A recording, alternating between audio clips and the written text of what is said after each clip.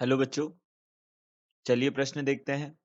सिद्ध करें कि a सदिश गुणन b के परिमाण की घात 2 बराबर होगा सदिश a के परिमाण की घात 2 सदिश b के परिमाण की घात 2 ऋणात्मक चिन्ह a तथा b के अदिश गुणन के परिमाण की घात 2 ये इसके बराबर होगा। ये हमें सिद्ध करना है। तो देखिए, सर्वप्रथम हम मुख्य अवधारणा की बात करते हैं।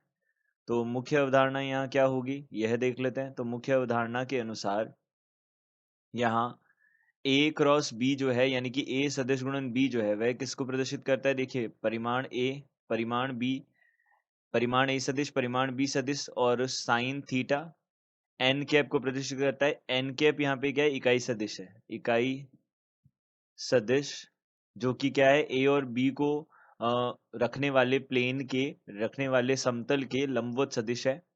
और थीटा जो है वह a और b के मध्य कोण है। a व b के मध्य कोण को प्रदर्शित करता है।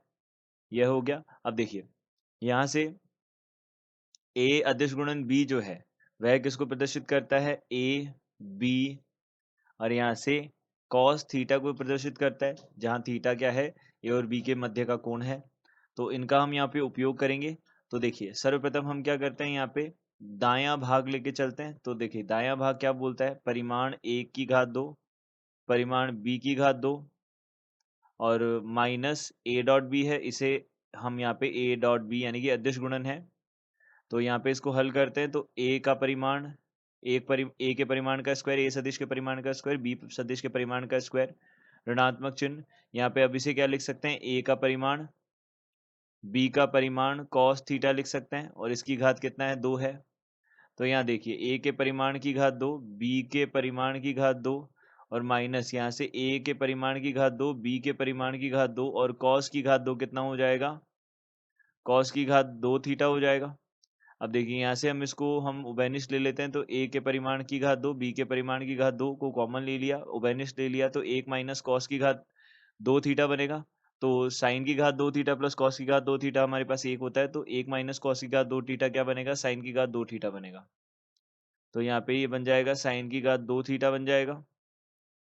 तो यहाँ से देखिए, अब यहाँ इसको हम क्या लिख सकते हैं, a क्रॉस b जो है ये हमारे पास एक सदिश राशि होगी। तो इसका इसका जब परिमाण करेंगे तो ये n कैप तो एक इकाई सदिश है, तो इसका परिमाण करने पे 1 आ जाएगा, और यह बाकी वाला फलन हमारा बचेगा जिसकी घात 2 करने पे हमारे पास ये बनेगा। तो यहाँ पे हम बोल सकते हैं यह किसके बराबर हो जाएगा, सदिश गुणन a सदिश और b सदिश के सदिश गुणन की घात 2 के बराबर हो जाएगा। तो यह हो जाएगा हमारे पास में बायां भाग हो जाएगा। यह बायां भाग हो जाएगा। तो यही हमें सिद्ध करना था। तो हम यहाँ लिख सकते हैं इति सिद्धम। तो यहाँ पे हम बोल सकते हैं, दी गई अवधारणा के आधार पर हमने इस कथन को सत्य सिद्ध किया। आशा करते हैं आपको समझ आया होगा। धन्यवाद।